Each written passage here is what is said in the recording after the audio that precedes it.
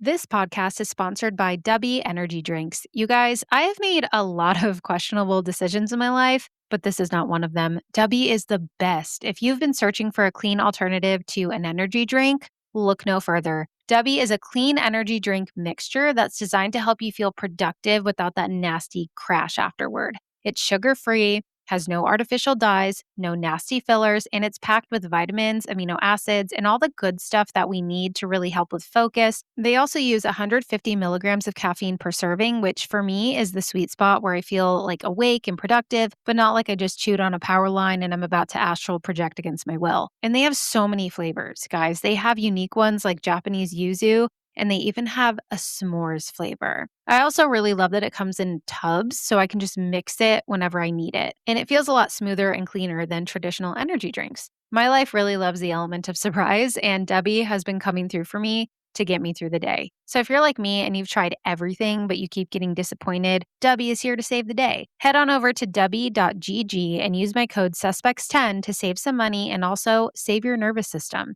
That's code suspects10 at dubby.gg. Link is in the show notes to get started.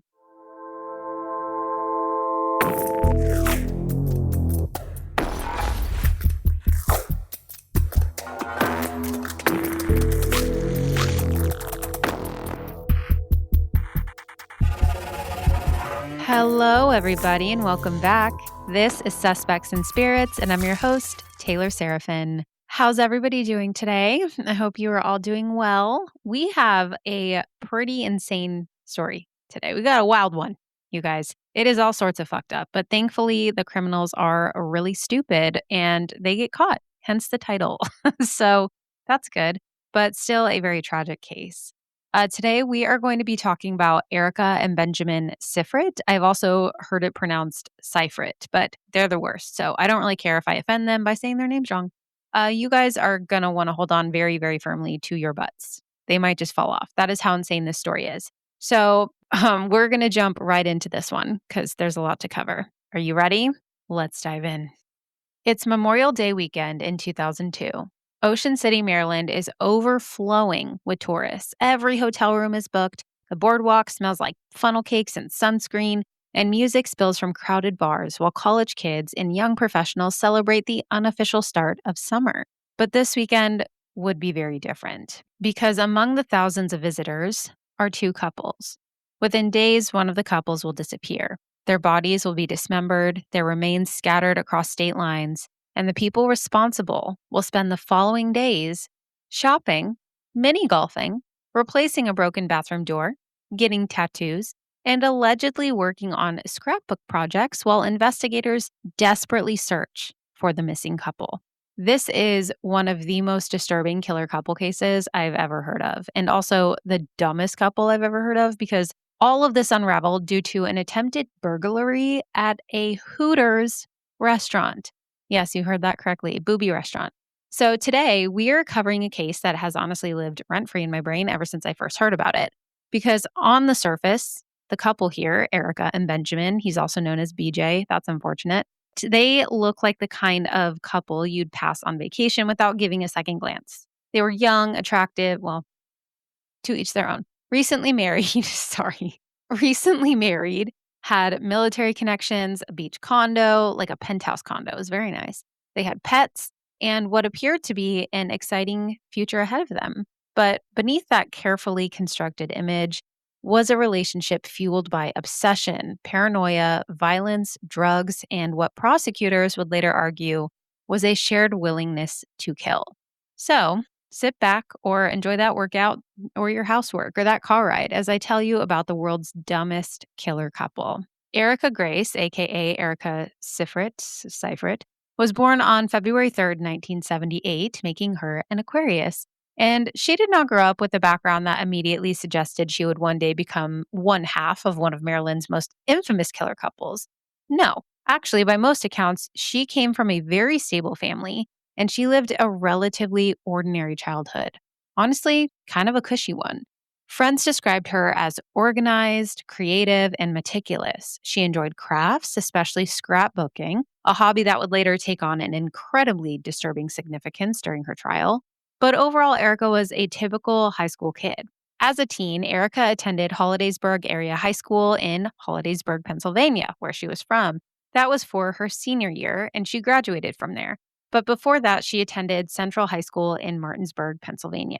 She was an honor student and a standout varsity basketball player. She was even the starter on the team as a freshman. Now, I do want to point out that her dad was the assistant coach, but I would still assume she was a great player because she went on to play basketball for Mary Washington College, which is now known as the University of Mary Washington in Fredericksburg, Virginia. And she actually graduated cum laude with a history degree in 2001. So she was a smart cookie. She was a very good athlete. She seemed like a really well rounded individual. Friends and family say that she liked routines, she liked organization and control. Those who knew her often described her as polite, but really reserved. She wasn't necessarily outgoing, but she blended into the background easily and usually made friends pretty easily as well. Nothing about her public persona suggested someone capable of participating in unimaginable violence, which is precisely why this case continues to fascinate criminologists and people like me decades later. Unlike many notorious killers who leave behind a trail of escalating warning signs, Erika's outward life appeared remarkably conventional. But I will say there were subtle hints.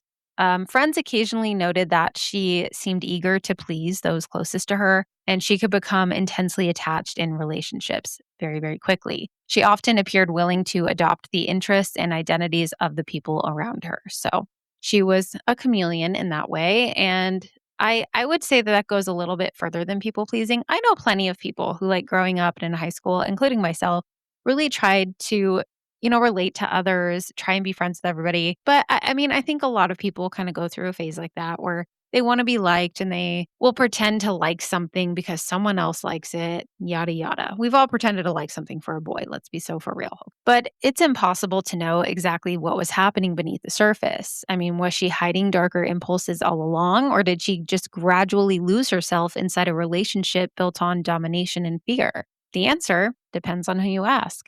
Defense attorneys would later argue that Erika was a manipulated wife trapped under the influence of an abusive husband. However, prosecutors painted a much different picture, and so did Erika herself. They argued that she wasn't simply along for the ride during this crime, but was an active participant who made conscious decisions every step of the way.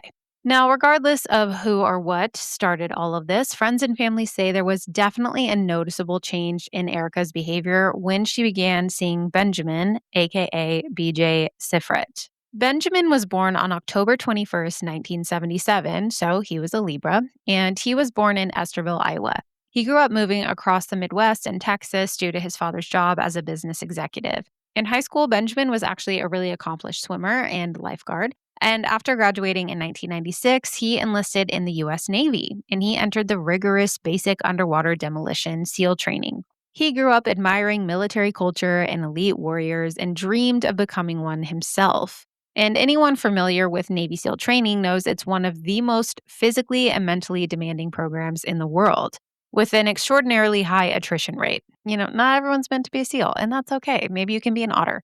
BJ did not complete the program, though. He did excel physically, like he did well in that part, but his military career was marred by disciplinary issues. So he had a lot of traffic violations and misconduct offenses, and he would mouth off to superiors a lot, leading to a bad conduct discharge and ultimately taking away his SEAL status. So he was dishonorably discharged. He wasn't in there very long. I don't even know if I'd consider him an ex-Navy SEAL, to be honest. Now, accounts differ regarding exact circumstances of his departure, but what seems consistent is that failing to become a Navy SEAL profoundly affected his sense of identity, and he had built much of his self-worth around joining an elite military community. And when that dream ended, it left a void that many people believe he spent the rest of his life trying to fill, which is not a healthy mindset.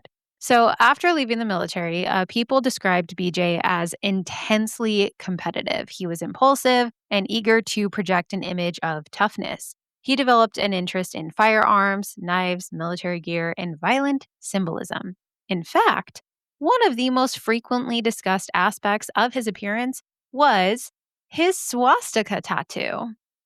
Yeah, so he was really an asshole. I don't know whether he thought it reflected actual extremist beliefs or was just simply intended to shock and intimidate people, but it definitely made him a huge douche. Tattoos like that undeniably project aggression, and this did become another piece of evidence that prosecutors would later point to while constructing a psychological portrait of Benjamin. Friends described BJ as very charming at times, but capable of explosive anger with little warning. So he is a catch. He seemed deeply concerned with loyalty and perceived disrespect, often reacting disproportionately when he believed someone had wronged him. Whether this stemmed from insecurity, narcissism, personality disorder, being a dick, or something else entirely remains a matter of speculation. But one thing appears very, very clear. Benjamin liked control, he demanded loyalty, and he did not tolerate betrayal. Now, little Miss Erica, she also had some control issues, right? She liked to be in control. And sometimes in true crime, we see one dominant personality pull another person into darkness. But this case feels a little bit different. This is very folie à deux, okay? So Erica met Benjamin when they were both about 20 years old. They were both attending Mary Washington College. And it appeared as though each found exactly what they had been searching for, their long lost loves, right? Soulmates. Erica found someone decisive, confident, and commanding. BJ found someone loyal, devoted, and seemingly willing to mold herself around their relationship. Again, I say, unhealthy behavior. And friends would agree. They described the romance as an intense whirlwind. It is speculated that Erica really disliked the fact that Benjamin would be gone a lot due to his not yet failed military career, and he didn't even really want a relationship right away. But she wasn't necessarily the kind of girl to take no for an answer. She was like, yeah, I'm your girlfriend, so we're in love. And again, that's just some he said, she said. We don't really know because they're both liars. But what is known is that the couple married after a relatively brief courtship. And boy, do I mean brief. They were together a whole 3 weeks before eloping to Vegas in 1998. That, guys, I mean, I'm just going to say it. That's a fucking red flag. That's a bright red flag. Who the fuck gets married after only knowing each other for 3 weeks? I was speechless when I saw that. I was like, what? I mean, sometimes, okay, that might work. That might work out for some people in a very, very, very rare occasion. But my goodness, that's super fast. Maybe Erica heard about speed dating and that's what she thought it was. I don't know. But from the outside, the two looked like happy newlyweds beginning an exciting new chapter together. But beneath that honeymoon glow were signs that something unhealthy had already taken root. Their world together became increasingly isolated. The relationship appeared to reinforce suspicion of outsiders, while BJ's controlling tendencies grew more pronounced, and Erica seemed increasingly willing to adopt his worldview. The line between his ideas, her ideas, and their ideas became difficult to distinguish. Psychologists sometimes describe highly codependent relationships as echo chambers, where two people reinforce one another's worst instincts rather than balancing them, right? Instead of grounding each other, they amplify one another. In a healthy relationship, you can have two strong personalities and they can actually balance each other out by helping each other see themselves in one another. Kind of like a mirror. But this was not that. Instead of grounding each other, they were becoming one person. People were starting to see some really alarming things. And they really weren't doing themselves any favors when they decided to get some pet snakes and give them some questionable names. I can't even believe I have to say this out loud. Their snakes' names were Hitler, HIV, and Bonnie and Clyde. No, I mean, the last two, not terrible. Okay, Bonnie and Clyde are fine. But something has to be very, very wrong with you for you to name a snake after the biggest fucking skid mark in history. Like, congratulations, you and your swastika are now also giant douche canoes. What are you going for exactly? Do you want to be hated universally across generations? I just hate everything about that. And it's not even the snake's fault. He's a slithery snake. Don't do him like that. He had no choice in his name. What a piece of shit owner. And then HIV, that's like, what? That's not even, what are you trying to do there? I don't get it. Anyway, not the snake's fault, but clearly you can see where this is going. So now, by this time, they had already made quite a few questionable decisions when they also decided to become drug buddies. Yeah. Good old jugs. So they really loved a good cocktail, and I don't mean an amaretto sour. Those are delicious. I mean, they would crush up and snort various pills together and just be high as a kite all damn day. And when that no longer did it for them, when that no longer tickled their fancy, they decided, hey, you know what sounds like a booming business? Stolen merch from Hooters. Yeah. So for whatever reason, Erica had this thing for Hooters merch. Not even him. I honestly, like, given his personality, I figured that would be a him thing, but no, she really liked all the Hooter stuff, and that's fine. Like, to each their own, but maybe don't steal it, you know? And even worse, don't sell it. Don't sell the stuff you stole. That's just dumb. But hey, that's what they did. And they also moved on to burglarizing businesses of all kinds, and so not just tutors, and carrying loaded guns. So just great people. What's scary though is at first glance, they do look pretty normal. But I will say though, when I first saw pictures of him, I was like, girl, what what was the appeal here? Where is it? Is the appeal in the room with us?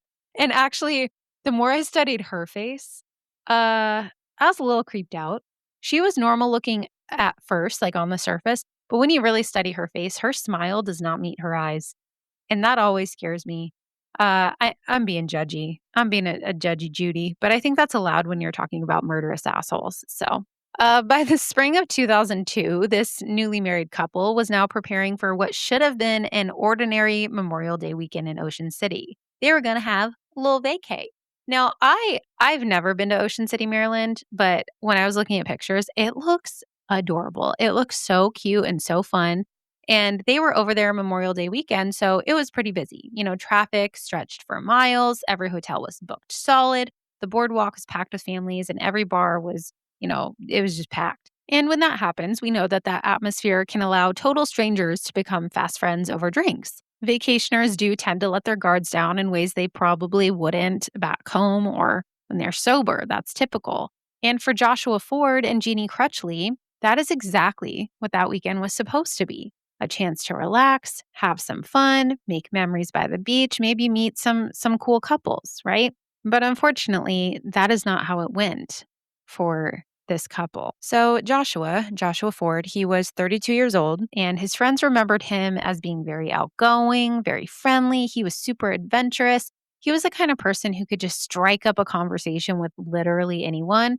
He enjoyed traveling, spending time with friends, and embracing new experiences. He had a lot of plans for his future, and the people who loved him said that there were countless milestones ahead of him that he was excited for. And traveling with Joshua on this vacation was his girlfriend, 51-year-old Martha Crutchley, better known to family and friends as Jeannie. She was really intelligent, very athletic, very compassionate, and fiercely independent. Those who knew her described her as someone who just genuinely enjoyed life. Like, she just had a zest for life, and she made those around her feel very welcome. She was also adventurous enough to embrace spontaneous moments while still being responsible and dependable. So Josh loved that about her. And years later, friends would continue to describe her warmth and her kindness, reminding everybody that, behind every headline, like this story, is a real person whose absence left an enormous hole in the lives of those who loved them. Now, Joshua and Jeannie were your typical couple on a weekend getaway, something thousands of young adults do every summer without giving it a second thought. But neither of them could have imagined that one casual conversation would ultimately cost them their lives. Because just a short distance away, Benjamin and Erika Sifrit were also enjoying Memorial Day weekend. Seemingly, carefree, they blended effortlessly into the crowds of tourists. There was nothing outwardly alarming about them. They laughed, socialized, they appeared every bit the image of a young couple just enjoying their holiday at the beach. And that normalcy is, to me, one of the most unsettling aspects about this case. Many couples meet on vacation. They hit it off, maybe hang out a bit. I mean, that's never happened to me and my husband because we don't really trust or like most people. Sorry, that sounds bad. I don't mean it in a mean way. We're not mean people.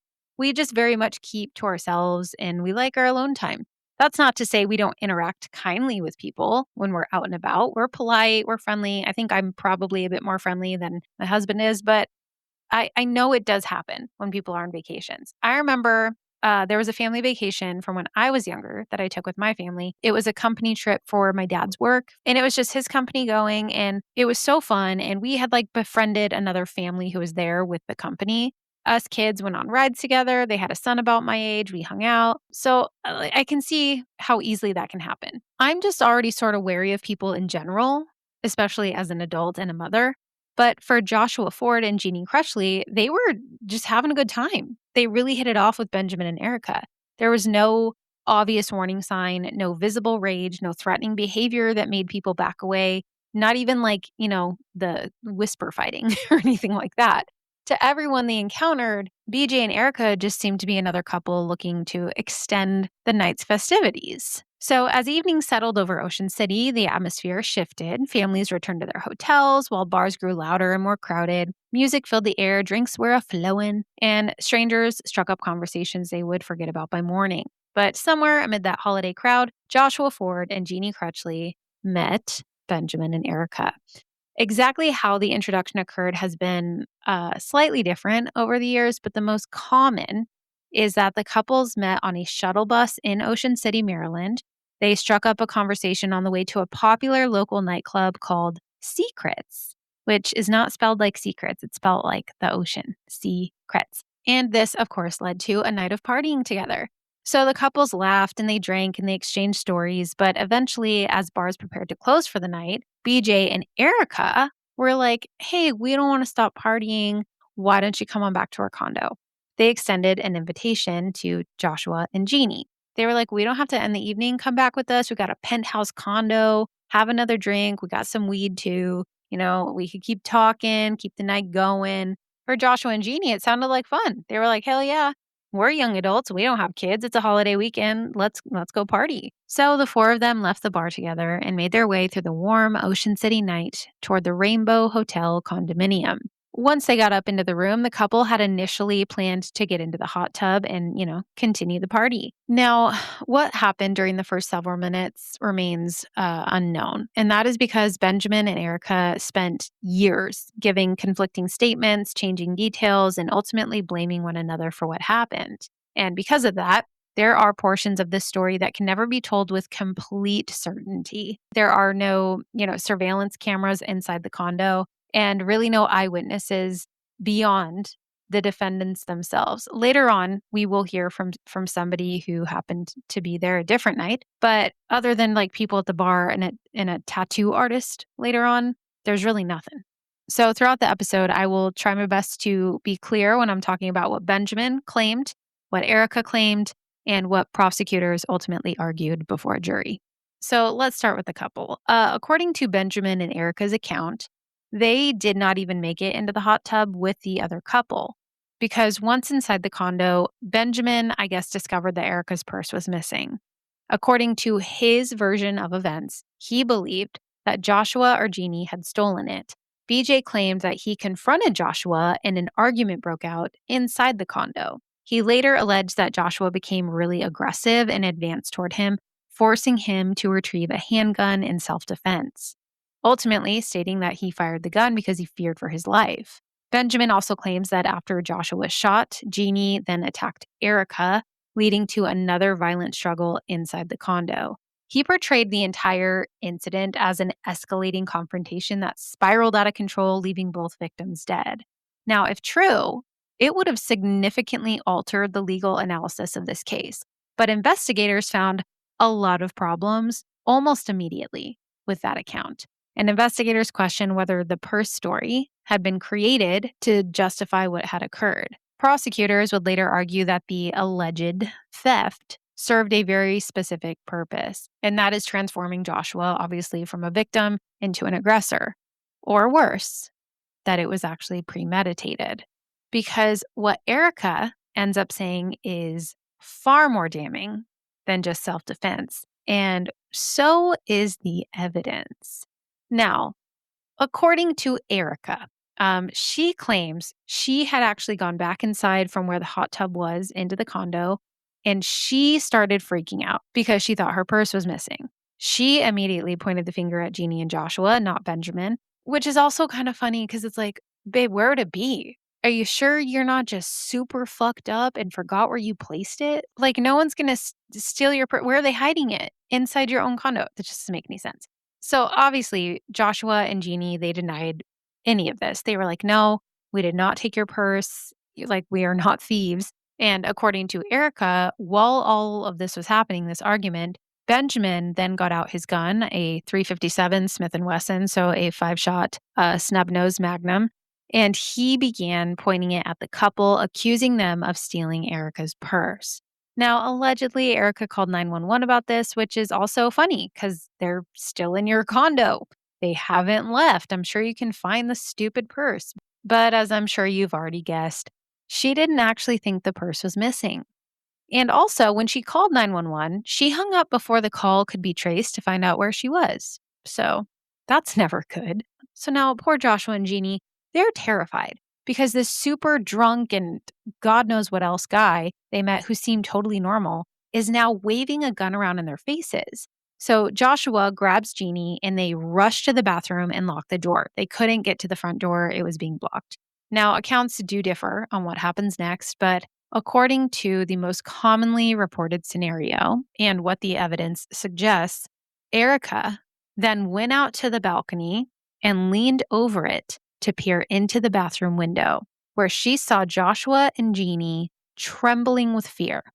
She then yelled out to Benjamin to shoot them when she saw them in range of the door. Just what an absolute monster of a person. Like, at this point, even if they had believed that they took their purse, like they truly believed that, they're cowering in your bathroom. Call the police back, let them handle it. This is in no way self-defense, obviously. They're hiding in a bathroom. I can't even blame the alcohol or whatever drugs they were on either, because what they went on to do is far more than that alone would explain.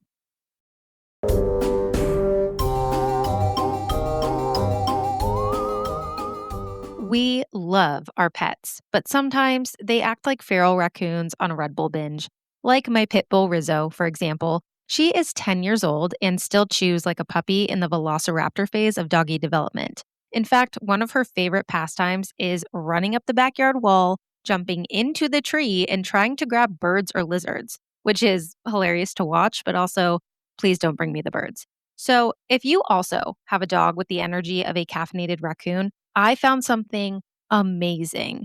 It's called the Woof Popsicle. It's basically a popsicle style toy for dogs that you fill with treats so that they stay busy instead of eating things that they definitely should not eat when those zoomies hit. My favorite part is that they have refill pops. So when your dog finishes one and then stares at you like you personally ruined their life, you can just pop another one in. So the next time your dog is behaving like Michael Scott yelling parkour and launching themselves off the furniture and you fear for their safety, give them a little treat to keep them busy. Head to the link in the show notes for the Pupsicle and the refill pops. Your pup will thank you. One thing people ask me all the time is how I make my podcast merch, and I always send them over to Printful. In fact, I've officially partnered with them because they do such an incredible job. Seriously, you guys, they are such a game changer. It's so easy, I could do it. Printful is a print-on-demand site where you design your merch exactly the way you want it, and they create it for you when someone clicks that purchase button. So you're not stuck storing boxes upon boxes of shirts, hats, stickers, or random inventory in your house. The best part is that you can link your Printful creations directly to your very own website. I just design what I want and they take care of the rest. They print it, pack it, and ship it for me. And you can set your own prices. And the merch options, endless. The limit does not exist. We're talking everything from cozy sweaters to phone cases and even adorable pet accessories for your furry little friends. They'll love it. So if you've ever wanted to start a side hustle or just bring a creative idea to life and slap it on a t-shirt or a good old dad hat, this is hands down the easiest way to do it without the stress. Head over to printful.com/a/suspects to let them know I sent you and get that creative juice a-flowing. The link is in the show notes to get started. Again, that's printful.com/a/suspects to let them know I sent you.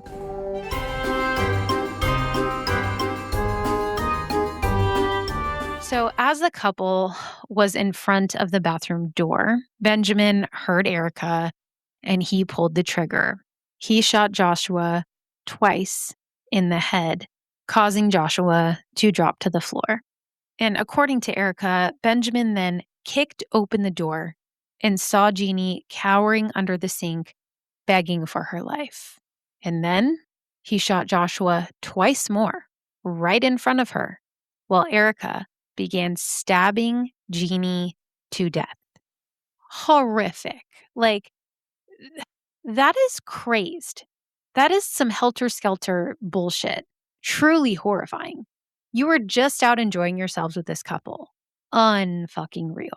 See, this is why I don't trust anybody. I'm not saying that everyone's capable of this, of murder, but the thing is, you don't know who is and who isn't. People are scary. So now, with a whole crime scene inside their condo bathroom, Benjamin and Erika decided that to make the bodies easier to dispose of, they could just dismember them. Yep. At one point during the dismemberment, Erika claims that allegedly Benjamin held up the severed heads of Joshua and Geney and was like, "Hey, snap a pic," and smiled. Again, that's according to Erika, so we don't know if that actually happened, but she says that it did and that she refused this request. Though I don't know why she would, because this bitch really seemed to love taking pictures, which we'll get into in a minute. Apparently, the couple also discussed the possibility of just eating the bodies since they were dismembering them anyways. But then they were like, nah, we won't eat them. God, what is going on? I hate them. Now, once they were done, they placed the body parts into trash bags and they cleaned the bathroom the best that they could. Once the scene was scrubbed and evidence was bagged, they then took off in their Jeep with the bags and they drove to a landfill and tossed the severed limbs into a dumpster that had already been filled with trash. Clearly, so that no one would smell it or look for it. Now, timelines, they're a bit shaky here. Obviously, bars, they typically close around 2 a.m., but we aren't really sure when the dismemberment took place or what time they drove off. But what we are sure of, thanks to Erika's sick scrapbooking skills, is that after they disposed of the bodies, they went mini golfing. Yeah. Then they went shopping and bar hopping again and just not a care in the world, documenting all of their adventures after having just brutally shot, stabbed, and dismembered an innocent couple in their condo. Now, I'm sure you already hate this couple as much as I do, but in case you needed just another reason to hate them, like the cherry on top, Erika ended up keeping the ring that Joshua had been wearing. During the dismemberment, she had, I guess, taken it off his finger and decided to keep it and wore it around her neck for the remainder of their vacation, which you can see photos of from her scrapbook. And what is even fucking worse is that there was still dried blood on this ring.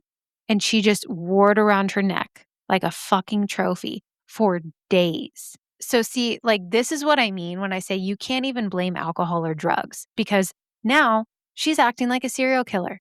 She's keeping an item from her victim and she can't even deny it because this dumbass took pictures with it on.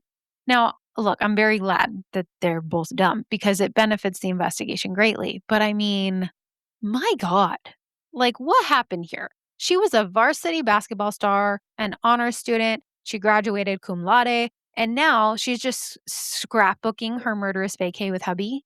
Like, no. Something is very, very wrong with both of them. People don't just do this. And guys, they also kept the knives that they had used to dismember the couple. And do you know where they kept these? Apparently, they kept them in their pockets. And according to the police report, when the knives were recovered and taken into evidence, they still had blood, skin, and hair on them. So I really hate this couple. I really hate them. No one will ever be able to convince me that this wasn't premeditated. Because who does that? I bet she didn't even have a purse. Fucking liar. You know what she did have, though? She had a tattoo. Well, multiple, actually. And you know what? I love tattoos. I think they're super hot. But they're actually disgusting when, one, they're swastikas like Benjamin's, and also when someone gets a tattoo to commemorate a murder. Yep. So Erica, she had apparently gotten a tattoo of a spitting cobra on her hip after the murders to commemorate the killings. And this was inspired by the movie Natural Born Killers, which, like, great movie, but get the fuck over yourself. One, it's a movie, it's fictional. And two, you will never be Juliette Lewis. So just stop. Just stop. Prosecutors believe that that spot on her hip where she got the tattoo is where she first stabbed Geney Crutchley. This was testified to in court by the tattoo artist John Minka. Of course, he had no idea that they had just murdered someone. I'm sure he has to do stupid tattoos all the time. But this just really pissed me off. I don't know why that in particular. Like, all of it is terrible, but that irritates me. Now, later on in the vacation, on May 29th, the couple was growing restless and they decided, hey, let's go out again and let's meet some other nice people to invite back to our condo. Yeah, they wanted to do it again, it seemed. So they went out some more and eventually they met Melissa Selling and Justin Wright. The couples had some drinks, they invited them to the condo, and you would never guess what happened next. Erica's purse went missing again. I know. Clearly Melissa and Justin stole it.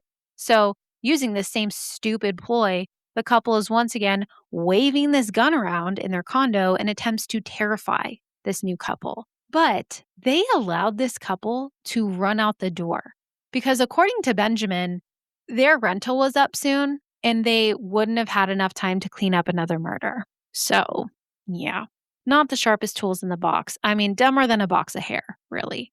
And all of that situation would come up later on in the investigation because apparently, according to Melissa, who got away, Benjamin had grabbed her before they ran off and pointed to the bathroom door's bullet holes, telling her they had already killed a couple who, quote, tried to rip them off and had shot them right through the door. So that's scary. Why the fuck he would say that, I don't know. Again, they're so stupid. But this couple gets away, thankfully. And now BJ and Erica had just outed themselves to a couple they were threatening with a firearm. Now, again, I'm very glad they're this stupid, and I'm glad the couple got away. But if that was not enough to eventually convict them, uh, good old Erica had kept basically little blurbs of their crimes within her scrapbook. Yeah, like there would be a picture of Joshua and Geney, or the weapon they used, or the ring that belonged to Joshua. And this bitch would write about how her and Benjamin were the modern day Bonnie and Clyde. Like, no, no, no, you're not. She had even kept bullets from the victims and glued them into the scrapbook. And speaking of bullets, so because the couple had shot holes through the bathroom door in the condo, they of course needed to replace the door. So Erica made sure to also snap some pics of them replacing the door. Yeah, she got a pic of Benjamin holding the new door above his head, smiling like a fucking psycho in a Home Depot parking lot, and she added it to her little scrapbook of murder. She is so unwell. I hate them. Now, at this point, of course, loved ones and coworkers, they were growing very concerned about Geney and Joshua because they didn't show up for work, which everyone said was very unlike them. They were reliable, responsible people, and family had not heard from them. No one knew if they'd arrived back from their vacation. So after a few days of still not hearing from them, they were officially filed as missing people. And the families and friends went to every length possible, making flyers, getting the word out, talking to law enforcement, just trying everything to find them. But nothing was turning up. Which brings us to May 31st, the Friday after the murders, and also letting go of the other potential victims. On this day, Erica remembered she really liked Hooters merch, and it had been a while since they'd stolen any Owl Titty shirts, so they came up with a plan. They would stop at the Hooters on 123rd Street, break in, and just grab them titty tees, because, I don't know, drugs. And as they did this, they set off the silent alarm, and cops arrived because that's what alarms do. So now the couple is arrested, thankfully, and suddenly Erica is like having a whole meltdown because apparently murder and dismemberment doesn't bother her, and she'll go mini golfing with her murder victim's ring around her neck. But I guess, getting arrested for stealing Hooters merch is it's very panic inducing for her. So she tells the officer, hey, I'm freaking out. I need Xanax. It's in my purse. And she asks one of them if they could please get it for her. And he obliges. He's like, yeah, no problem. And when he looks inside her purse, he finds 5 spent shell casings and also Joshua and Geney's IDs. This dumbass had their IDs in her purse. What were those? Like, you didn't want to scrapbook those, Erika? Who knows why she didn't put them in the scrapbook? And thank goodness she hadn't, because now Joshua and Geney had been filed as missing people. Everyone was looking for them. And this officer could not believe what he saw. He was like, well, fuck, like this can't be good. So now, with probable cause, they decide to search the couple's car and they find handcuffs, gloves, ski masks, the .357 Magnum, and 2 other guns. So now, with even more suspicion, they decide, we should probably search your condo. And they could not believe that these dumbasses had kept a scrapbook of their crimes, which I think also counts as a serial killer trait. Like those are trophies too. So now, along with the scrapbook, the police also found 2 bullets on the counter, and later testing would reveal that the blood belonged to Joshua. Investigators also found blood on the grout of the tile in the condo's bathroom where they had dismembered the bodies. Joshua's palm print was also on the window, and they found blood in the dryer in the bathroom. There was also photographs of Joshua and Geney and their keys. So now they had a bigger issue on their hands than just, dumb couple stealing merch from Hooters. Now, it's worth noting that this couple pretty much turned on each other the very first chance they got. Over the course of the investigation, portions of Erika's story shifted quite a bit. At times, she minimized her own involvement and she described herself as terrified of Benjamin. At other points, she acknowledged being present, but portrayed herself as someone trapped in an impossible situation, forced to comply with a violent husband that she feared would kill her as well. Girl, you kept a scrapbook. That's yours. You also wore the victim's ring around your neck. You referred to yourselves as Bonnie and Clyde in the scrapbook, which you are not, and also wrote about how invigorating it all was in your stupid scrapbook. Oh, and the knives? Yeah, the knives that you both just carried around with their skin and blood and hair on them. Did Benjamin force you to do that too? Again, just the dumbest people. I don't know how this bitch graduated cum laude. Like, I don't. And Benjamin, well, no, actually, everything in his past tracks pretty well. Failed military, swastika tattoo. I expect him to have like single digit IQ levels, but this is just insane. Not only are they trying to be serial killers, they're not even good at it. Now, investigators did mention that if they hadn't, gone to Hooters to steal that merch, they potentially could have gotten away with this and gone on to become serial killers. They're something. So Benjamin and Erika, they turned on one another immediately, and it became a very he said, she said situation. Eventually, Erika had to take a polygraph, which she failed. And because she had only agreed to a plea deal if she had passed it, the deal was off. No more plea deal. And she had to tell investigators where the body parts had been disposed of. So thankfully, they were able to find some of the victims' remains. A portion of Josh's remains were found in a black duffel bag. They were then also able to locate his arms and headless torso and Geney's left leg. So, at least they were able to retrieve some of it. It's still terrible, but at least they got a proper burial and service instead of being stuck in a fucking landfill. To do that to someone is so horrific already, but then to dump them among trash is so disrespectful. It adds another layer to how evil these two are. I really don't know how else to describe them. Like, I'm looking at her picture again right now in my notes, and her eyes really just have no depth to them. There is nothing back there at all. Her face looks like she's saying, "This is how humans smile." Like I don't know if she ever had empathy or emotion. Clearly not at this point, but did she ever? I have so many questions. Now, throughout the trial, Erika and Benjamin would continue to, throw each other under the bus because true love.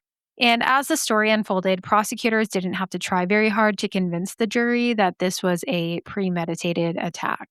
They repeatedly mentioned the replacement of the door, which became a symbolic element of the entire case. It represented a very conscious, deliberate choice that was made long after any claim of self-defense or panic should have ended. And the same could be said for the fresh paint that the investigators discovered throughout portions of the condo, dismemberment also. That's not an impulsive act. They had time to stop. They had time to reconsider, time to call authorities. Instead, prosecutors argued that every hour represented another decision to protect themselves rather than honor the humanity of the two people whose lives had just ended. So, rather than behaving like traumatized people who had survived a violent confrontation, Benjamin and Erika just resumed ordinary life, recording it all in photographs. One prosecutor famously referred to Erika as a Little Miss Scrapbook during the trial, arguing that she had compartmentalized the murder with a very chilling normalcy. Prosecutors laid out a very simple but devastating theory that, this was not a case of self-defense. It was not a tragedy born from panic. They argued that Benjamin and Erika acted together, murdered two innocent people inside their Ocean City condominium, and then just spent days systematically attempting to erase every trace of the crime. Now, Benjamin's defense centered almost entirely around his claim of self-defense. His attorneys argued that Joshua Ford had stolen Erika's purse, confrontation, escalation. And according to Benjamin, Joshua became aggressive, forcing him to retrieve a firearm to protect himself. In his version of events, the shootings were justified. And everything that happened afterward was the product of just fear and panic rather than calculation. So dumb. But the defense for Erika took a different approach. They said that she was just a woman trapped in a controlling and abusive marriage who feared Benjamin enough to comply with whatever he demanded.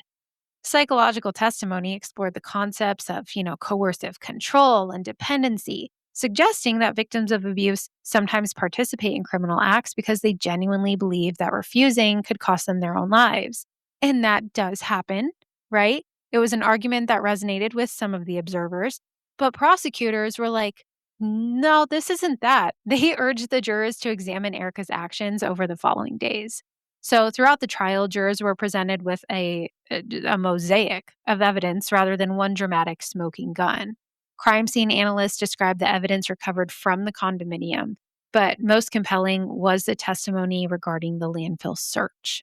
Jurors heard about the painstaking effort required to recover Joshua and Geney's remains, and while the testimony was very emotional and very devastating for the families, Benjamin and Erika, who were once inseparable, gradually distanced themselves from one another. Their stories differed, their memories differed, their explanations differed. Observers noted that the united front that they once presented seemed to disappear under the weight of overwhelming evidence. And their shifting narratives ultimately damaged both of their credibility. Prosecutors argued that innocent people may forget details, but guilty people often change them, which is exactly what they did any chance they got. Throughout the proceedings, Joshua and Geney's families listened as very, very painful details of the case were presented in open court. And for them, justice could never restore what had been taken away. Accountability mattered, sure, but it wasn't going to bring back their children, which is obviously the most devastating part of cases like this. So after considering the evidence and the testimony presented over weeks of trial, the jury reached its verdict. Benjamin Anthony Sifrit was found guilty on one count of first-degree murder and was sentenced to 38 years. Erika was found guilty of both murders and sentenced to life plus 20 years. I would assume a lot of that had to do with, her little scrapbook of horrors.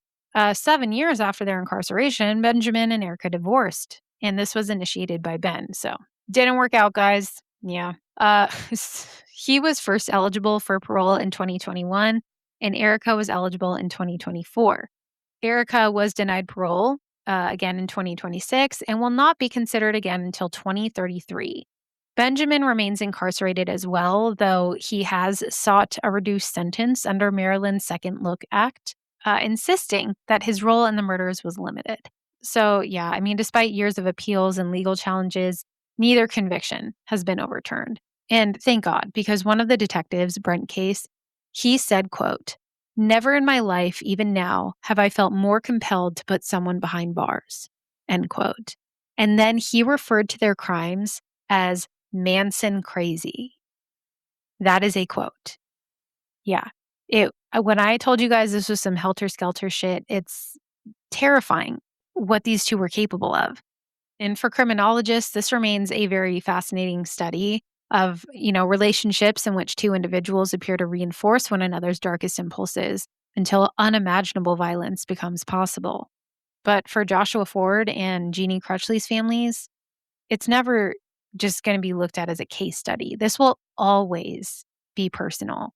They went to the beach expecting laughter and memories and a long weekend just to relax. And instead, they encountered two people they believed they could trust who turned out to be monsters. And that is exactly why I always end this podcast the same way. Trust your lizard brain. If something feels off, even if you can't explain why, just listen to it. Humans scare me more than any monster ever could. And that, my friends, is our story for the day. World's dumbest killer couple. But anyways, who wants to hear a fun fact? A little palate cleanser. This one's short, but it's probably the best one I've ever found. So, once upon a time, people thought beaver testicles were medicine. Even weirder is that medieval books claimed that beavers would bite them off, as in their testicles, and throw them at hunters to escape. And the beavers would like the record to show that this is slander. Okay, that's not true. They said we don't do that. So the substance that people actually harvested was called castoreum. I think that's how you say it. Historically, many cultures incorrectly thought that these glands were connected to the animal's testicles. They are not, in case you were ever wondering. But that castoreum is actually still used today. Yeah, it's used in perfumes and foods. Castoreum is a gooey, vanilla-scented substance that beavers excrete from scent glands near the base of their tail to mark their territory. It has also been known to be used in things like ice creams, baked goods, and candies, alcoholic beverages, especially schnapps, and it was historically used to treat headaches, fever, and anxiety. So if you guys are feeling anxious, just get some castoreum, I guess. It is approved as safe by the FDA. So there you go. There's your fun fact for the day. I hope you all have a wonderful time doing whatever it is that you're doing, but please don't befriend any couples on vacation. If you do meet people who seem nice and good, that's cool. Leave it there. Okay, say goodbye. Go your separate ways. Please also make sure to share the pod, rate, review, subscribe. Be good humans. And as always, remember to trust your lizard brain. Until next time, goodbye.